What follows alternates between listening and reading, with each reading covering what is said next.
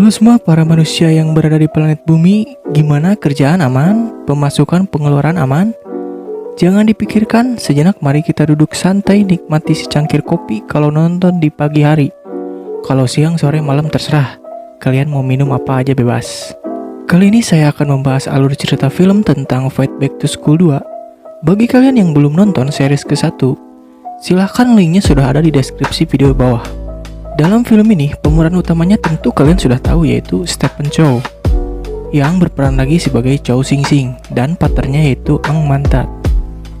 Di film ini, Chow bertugas sebagai mata-mata di sebuah sekolah, karena ada sekelompok teroris yang datang ke China. Tanpa bercerita panjang dan lebar, jangan lupa pencet tombol subscribe, nyalakan loncengnya juga agar bisa tahu kalau ada konten alur cerita terbaru. Lanjut intro.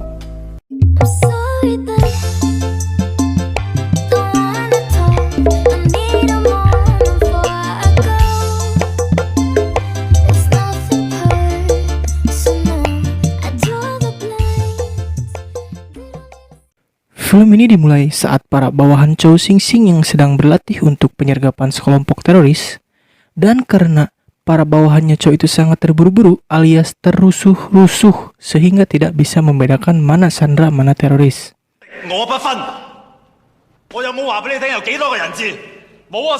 Nah, ternyata setelah latihan ini Chow sudah tidak lagi menjadi atasan mereka karena sudah dipromosikan untuk naik pangkat.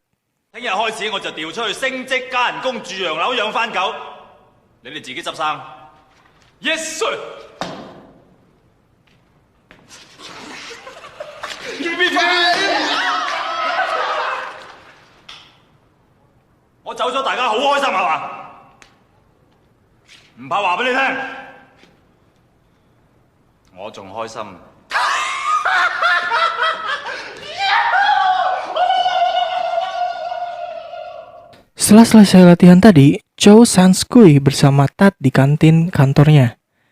Dan tak lama kemudian ada seorang lelaki yang sedang beradu mulut dengan perempuan. Astaga, beradu mulut nggak tuh? Dan tak lama kemudian ada seorang lelaki yang sedang berantem. Sebut saja ini Shin-chan. Nah, ternyata di sini Tat akan menyiksa si Shin-chan karena sudah melecehkan perempuan tadi. Tapi karena Tat adalah bukan seorang pria baku hantam alias pria santuy, dia tidak bisa melawan si Shin-chan.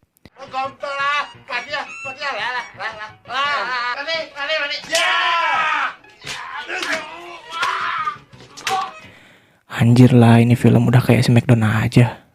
Dan saat itu juga datang atasan mereka yang bernama Lydia. Dan saat itu juga, gila, bisa kayak gitu nggak tuh? Dan ternyata si Tat jatuh cinta kepada atasannya itu.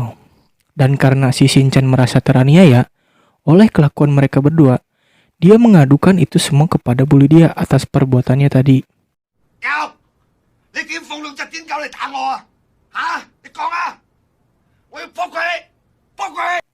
Tapi karena si Shin-chan ngebangusnya alias ngebacotnya terlalu overpower, akhirnya dia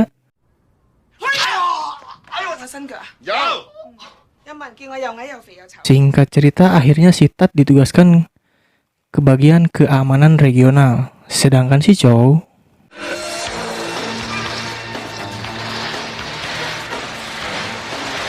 dan suatu ketika saat Chow sedang bertugas, dia tertabrak sebuah mobil. Dan ternyata itu adalah rombongan si kura-kura Wong. Nah, awalnya si Chow nggak mau nilang mereka, tapi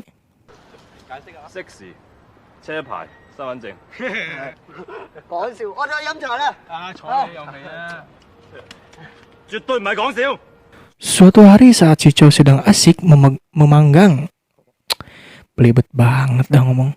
Suatu hari saat si Chow sedang asik memanggang sosis di pinggir jalan, tiba-tiba Tat melewat.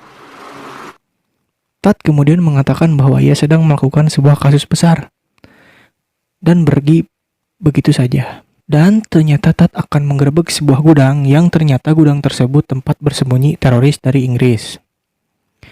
Nah, ternyata di sini sudah ada polisi lain yang akan menggerebek juga. Dan karena ketahuan, misi mereka pun gagal. Singkat cerita, akhirnya si Chow ternyata sudah berpacaran dengan Guru Ho. Dan kedua orang tua Guru Ho pun menyuruh, belibet banget dah. Dan kedua orang tua Guru Ho pun menyuruh mereka sesegera untuk menikah. Karena Chow sudah tidak punya lagi uang, dikarenakan membelikan mertuanya itu satu set alat musik dugem gak tuh. Mantap banget dah, sumpah pintar sekali bung. Nah karena Ho tidak ingin Chow malu, ia bilang bahwa tabungan yang ia miliki tersebut adalah tabungan yang selama ini ditabung bersama mereka berdua. 10萬，你儲咗咁多錢啊？ 喂，你都有份儲㗎，你唔記得咗啊？嚇，冇。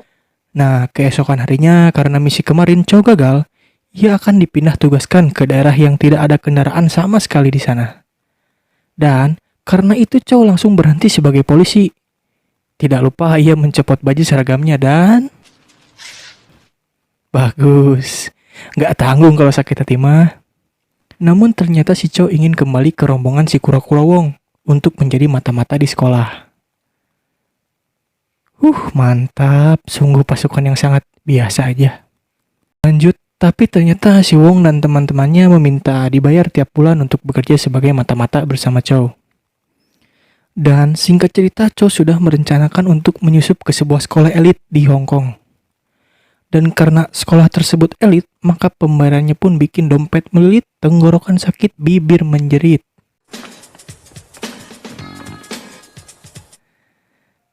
Nah, ternyata polisi yang kemarin pun sudah menyamar menjadi pelajar di sekolah tersebut.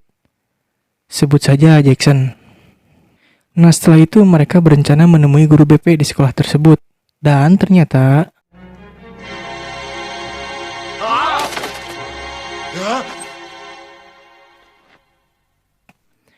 Nah, karena tak takut ketahuan oleh anggota polisi si Jackson, maka ia berpura-pura untuk menampar si Chow.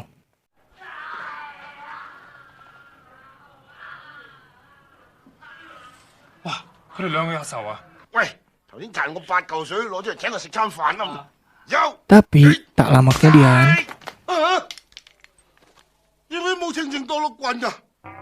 singkat cerita saat Chow dan Wong pergi ke WC, Wong bertemu wanita tomboy di sana.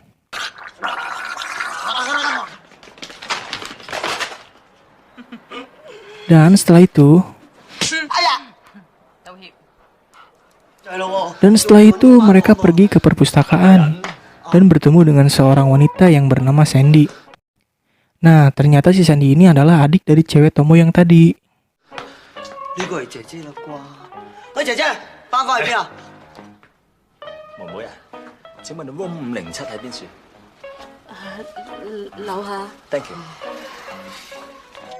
Setelah salah ngomong mulu dah. Nah, ternyata setelah pandangan pertama tadi, si Sandy langsung menyukai si Chow. Gila sih, Babang Stephen Chow mah gak ada lawan.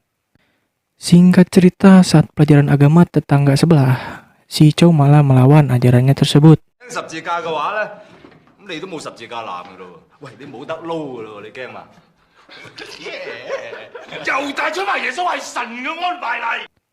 Dan tak lama kemudian karena si Chow kesal, ia meninjunya.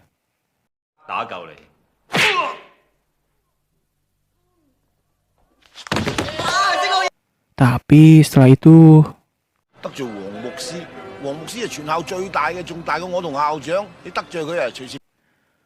Nah, karena si Chow kesal kepada Tat, langsung ia memukulinya di WC.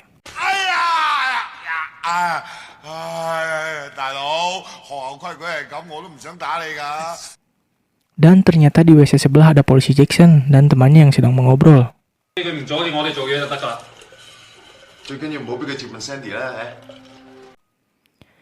Nah, setelah itu si Chow langsung pergi untuk melihat Sandy dan mencari tahu apa yang dimaksud si Jackson tadi. Nah, di sini juga diperhatikan bahwa si Jackson suka kepada Sandy.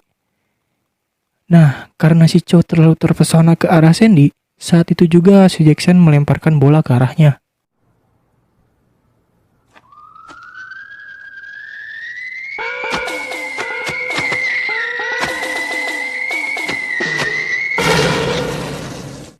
Nah kan, emang gak ada obat Babang Chow mah, sikat. Singkat cerita, saat si Chow latihan judo, si Chow dipasangkan dengan Sandy untuk latihan. Namun bukannya latihan, mereka malah...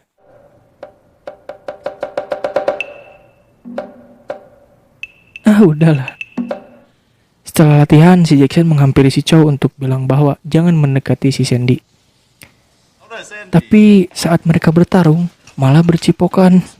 Aduh.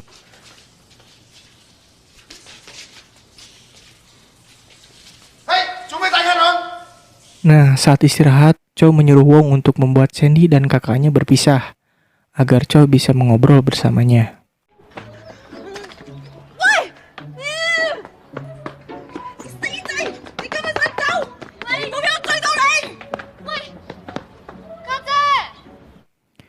Nah, parahnya saat mereka berduaan, si Sandy malah ngajak bercipokan. Namun Chow nggak mau. Aduh bang, kenapa ditolak rezeki itu? Nah, ternyata si Chow ingin menanyakan seseorang yang bernama Mike Chan. Namun ternyata Sandy tidak tahu.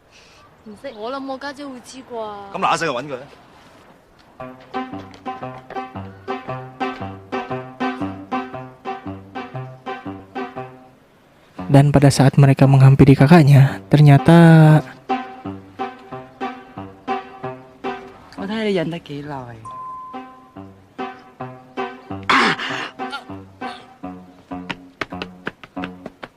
Anjir lah, baru kali ini cipokan barbar banget. Nah, pada saat kakaknya dan si Wong pergi, si Sandy malah ngajak Chow bercipokan lagi. Bercipokan lagi nggak tuh? Parah ini, emang rezeki sih, nggak akan kemana.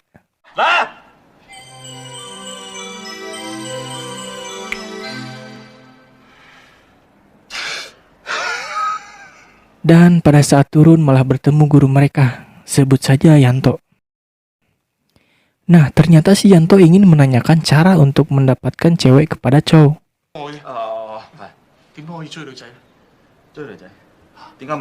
Singkat cerita, saat makan siang, Ho datang ke sana juga untuk makan siang.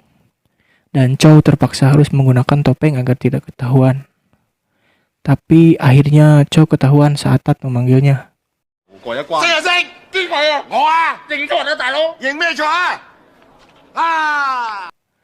Dan karena itu keesokan harinya Sandy jadi ngambek kepada Chow.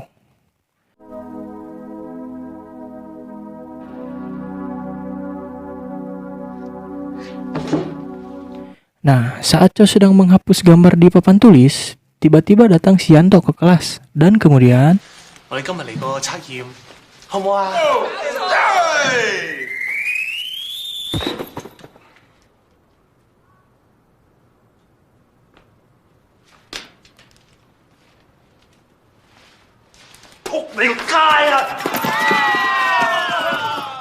Singkat cerita, Chow diajak Tat ke ruang guru.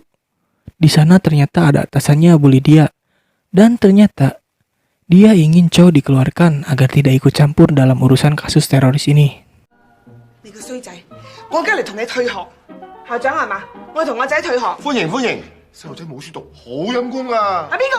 Singkat cerita, para teroris sudah memasuki sekolah ini. Dan para polisi rombongan Jackson telah mengetahui akan hal ini. Nah, ternyata si Sandy masih berada di sekolah. Dan parahnya anak-anak lain juga masih ada di sekolah untuk mempersiapkan malam Natal nanti. Dan tiba-tiba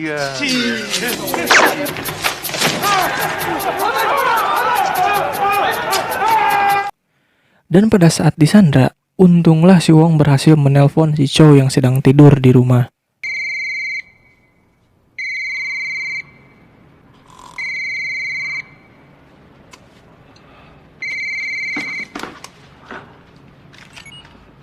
Wei，大聲啲啊！四哥，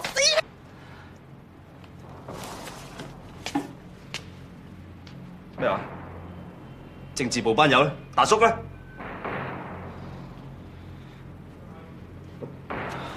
你哋而家即刻報警啊！即刻報警，我馬上到。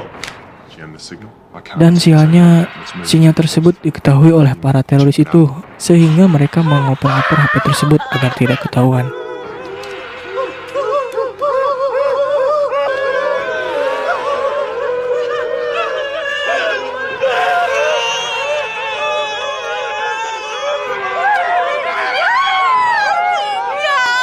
Scene akhirnya berganti kepada si Sandy dan Jackson. Mereka akhirnya ketahuan oleh para teroris. Dan pada saat mereka terpojok, tiba-tiba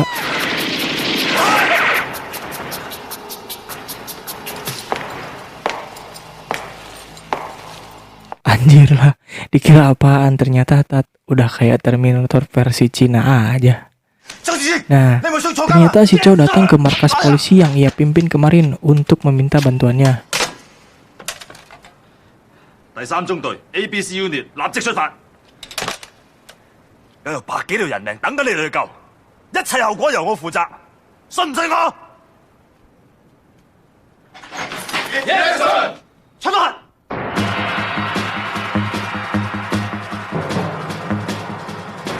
Scene kemudian berganti lagi ke Tat. Setelah Tat berhasil mengalahkan beberapa teroris, Tat menyuruh mereka kabur lewat lubang pembuangan. Tapi saat para teroris datang, Tat malah meledakkan lubang itu. Dan ia tidak bisa kabur dari sana.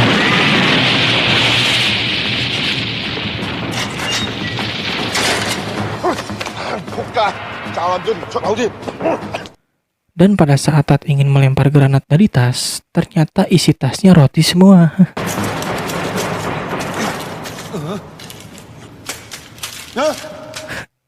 Bisa kayak gitu dong. Singkat cerita, akhirnya Chow dan pasukannya berhasil datang ke sana dan berhasil mengalahkan beberapa teroris dan membebaskan para sandera.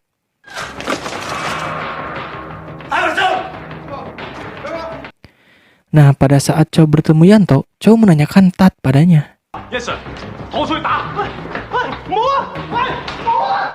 Dan setelah itu Chow turun ke bawah untuk melawan teroris dan menyelamatkan Tat. Tapi untungnya saat Chow ditembak, ia berpura-pura menangkap pelurunya.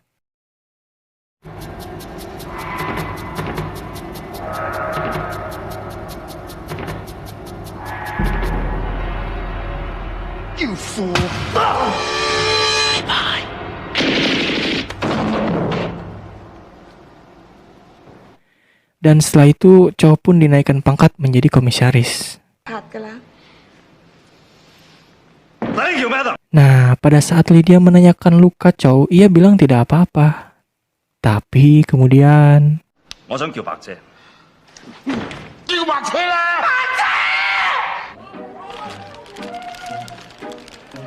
我都有人追啊，你追贏佢先啦。